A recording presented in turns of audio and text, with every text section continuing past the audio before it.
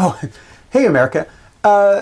Welcome to Series 5 of Bullock's Rules for Writing. This is a series on rhetoric. And that means I'm going to spend a lot of time leaning very heavily on the only rule you really need to know.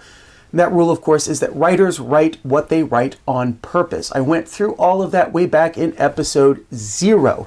If you have not seen episode 0, I highly recommend that you hit pause on this one, go down to the description and click on the very first link. It will take you directly to episode 0. In the meantime, this is rhetoric, and we'll talk about it right after the theme song.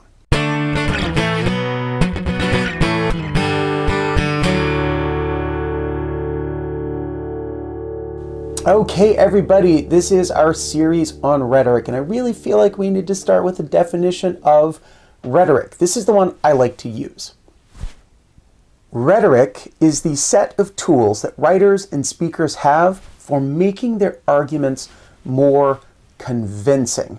Now, these tools fall into some different categories, just like real tools in the real world. You might have your hand tools, you might have your power tools, you might even have your digital tools. And yes, I'm still rocking the 5. Don't at me, okay? These tools of rhetoric, you're going to notice that particularly when we start talking about a rhetorical analysis or analyzing authors' rhetoric, you might notice that there is some overlap in the kinds of tools that writers use when they're making arguments and that writers use when they're making literature. But when we talk about rhetoric, we really are not talking about the people who write literature. We really are talking about people who make arguments and writers who advance what it is that they're trying to say. They're trying to get their worldview across to you. And sometimes those texts are a lot, what's the word I'm looking for? Boring. They're a lot more boring than the literature because, and this is gonna sound obvious, maybe, it's because writers writing arguments, they're trying to change the world in some way. They're trying to provide a significant amount of convincing evidence to you, their audience, that something needs to be different. It might be policy that needs to be different. It might be a common cultural understanding that needs to be different. Or maybe they're just trying to tell you that you need to come to school every day and turn in all of your work on time if you really want to pass 6th hour. Yes, I'm talking to you. On the other hand, people writing for entertainment or for literature, they're not trying to change the world. Novelists don't sit down at their typewriter or their computer and think this is going to be the novel that makes world peace. The people stuck in the Hollywood workhouses cranking out the next blockbuster, the next Avengers ripoff, they're not trying to change the world. Beyonce is not trying to change the world, although to be fair, I would be totally on board if she did. Playwrights, mostly not trying to change the world, but there are exceptions. And poets, well, poets are a very special case. Poets think they're trying to change the world, but they're not. So anyway, argument. Rhetoric. It's not the most exciting part of English class. It's not the most exciting part of writing, but it is crucially important because when you write, you want your words to seem and sound convincing. And everybody else who sits down to write an argument, they want the exact same thing. They want their readers to take them seriously. They want their evidence to be solidly logical. They want their audience to feel something and, with those new emotions, make some sort of change in themselves or in the world. That's what argument is, and we do that by using the techniques and the tools called rhetoric. So I want to begin with a discussion of the rhetorical triangle. You maybe have heard that phrase before, maybe you've seen it in a textbook. It's a pretty common thing in high school English classes nowadays. Back in the Stone Ages, when I went to high school, we didn't learn anything about the rhetorical triangle. We just sat around writing poems about our feelings, basically. English class wasn't serious business like it is now. But anyway, I'm going to show you the rhetorical triangle, and I'm going to start by talking about the circle part. Yeah, there's a circle part of the rhetorical triangle. Check it out. So as you can see, the circle part of the rhetorical triangle is labeled rhetorical context. And hopefully you know what the word context means. But you know what? Even if you don't, I'm just going to tell you and put it right out there. I don't want to be misinterpreted or unclear in any way. The context is the situation. What is happening around this argument? It may be historical information or current events, those kinds of things. Who is the author? What is the author's intended audience? And, all of the things that are going on in the world that have made that author believe that this argument at this time to this audience is the best thing to do. And this is not only important for analysis when you're reading somebody else's argument, this is important for when you are writing an argument as well. If you sit down to write and you don't know the context, you don't understand the forces that are conspiring to make this argument necessary now, your argument is not necessarily going to be all that good. Now, I get it. If you're watching this series, you are probably stuck in an English class where an English teacher has said to you, you have to write an argument about blah, blah, blah. And yeah, it's not going to be something that really makes you excited. I get it. And it's not even necessarily going to be something where you have to pay a lot of attention to the context. If you're making an argument about which character was better or worse than the other character, there is no social stuff happening in the world that is making you need to write that argument. But it is still something that you should try to pay attention to as much as possible. What is happening? And I'll give you a great example. You, I'm certain, know Dr. King's I Have a Dream speech that he gave in 1963 on the steps of the Lincoln Memorial in Washington. You know that, and you know that at some point towards the end of the speech, he says that he has a dream that one day his children will be judged on the content of their character and not the color of their skin. Now, when Dr. King says that in Washington, D.C. in 1963, it means something very particular. He is talking about centuries of institutional racism and slavery and Jim Crow and all of that has led to the situation of African Americans at that time, that has led to the necessity of the civil rights movement of which he is a leader. So when he says content of their character instead of color of their skin, it means one thing, and it's a pretty important thing. But then 20, 30, 40 years later, some white politician stands up and is trying to oppose affirmative action policies or something like that and says, oh, I remember Dr. King said content of their character and not the color of their skin. It means something completely different. The politician who's opposing affirmative action is using the same words, but the context is different, and so the meaning of those words is different. That's why context really matters. For the rest of this series, I'm relying on a particular mentor text, a really well-constructed argument that I absolutely love. I enjoy teaching it, all of that sort of stuff. It's James Baldwin's A Letter to My Nephew. It's going to be the second link in the description below. You might have read it in your English class or your history class, I don't know. Sometimes that same text is called My Dungeon Shook. But it's, as it says, it's a letter that James Baldwin is writing to his nephew, who, by the way, is also named James. There's obviously a very strong connection there.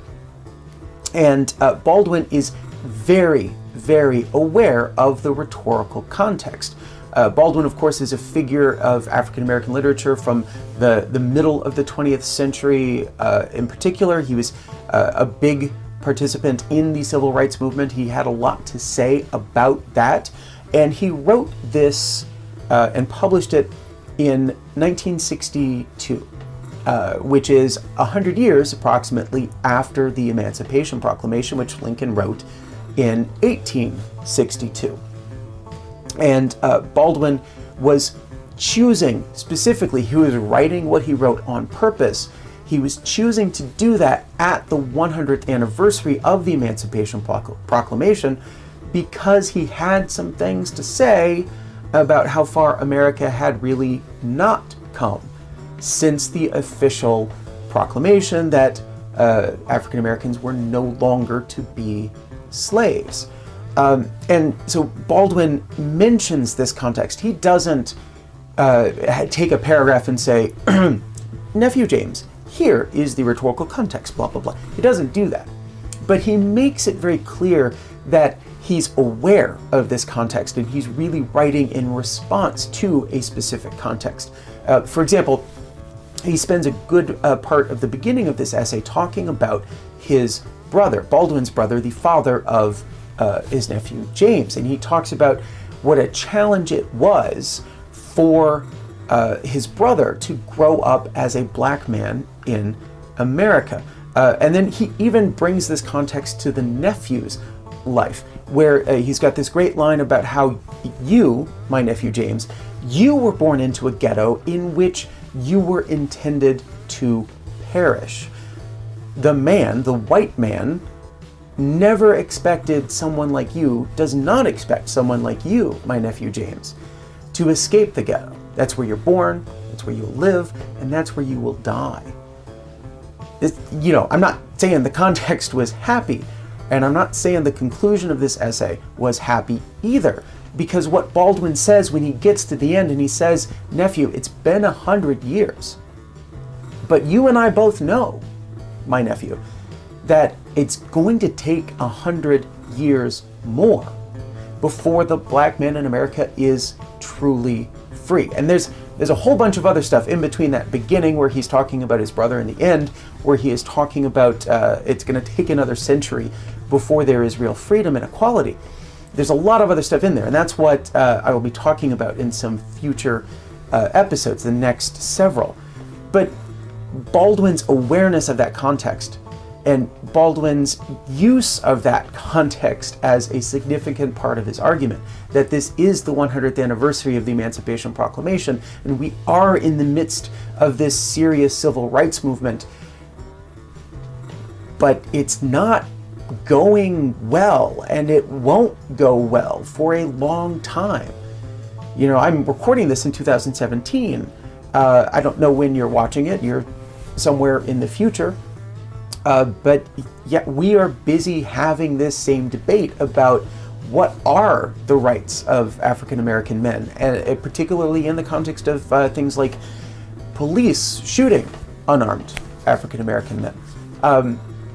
But according to Baldwin, we might still have another 40, 50 years before we really reach a place in this country where there is true freedom and equality. Now again, Baldwin doesn't devote a paragraph to some detailed itemizing of the rhetorical context and all of the things that he was thinking about and that are happening in the world. And when you write, you should not do that either.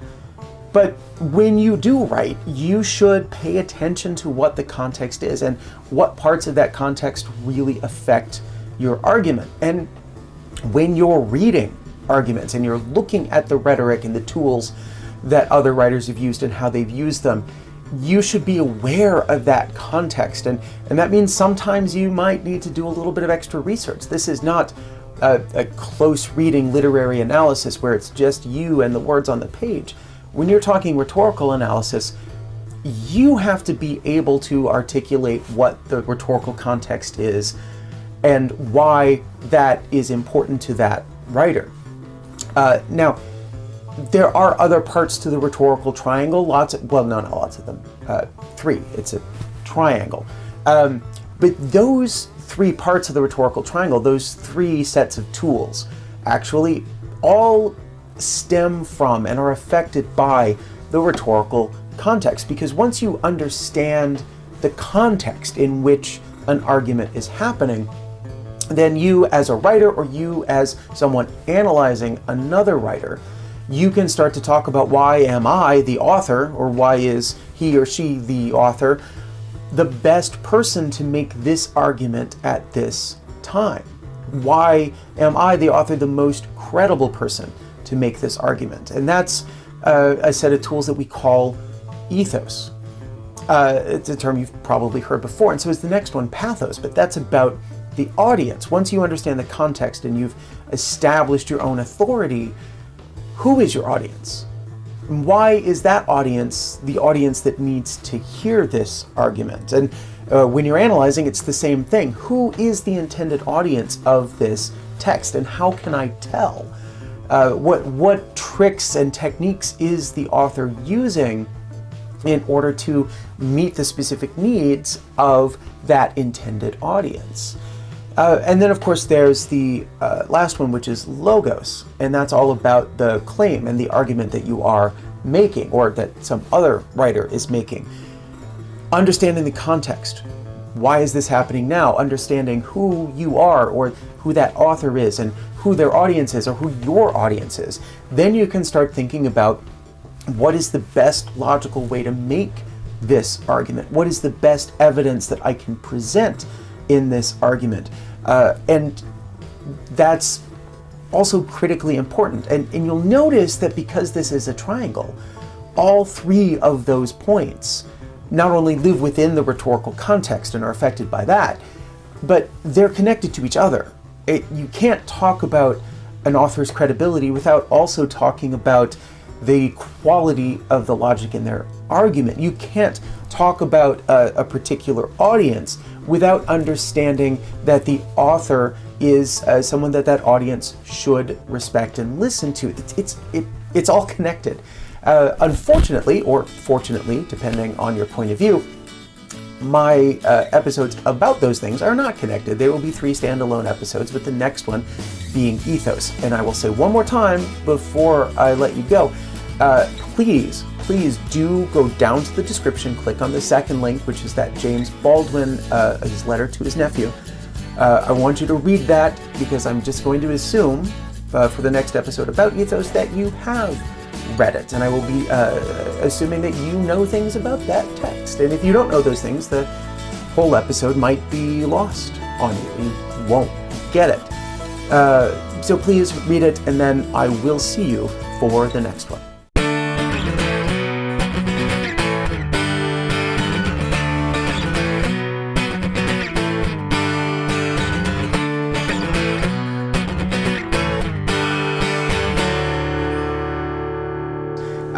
And so I want to talk about the rhetorical triangle. It's a thing. It's not like the Bermuda Triangle where your boat disappears.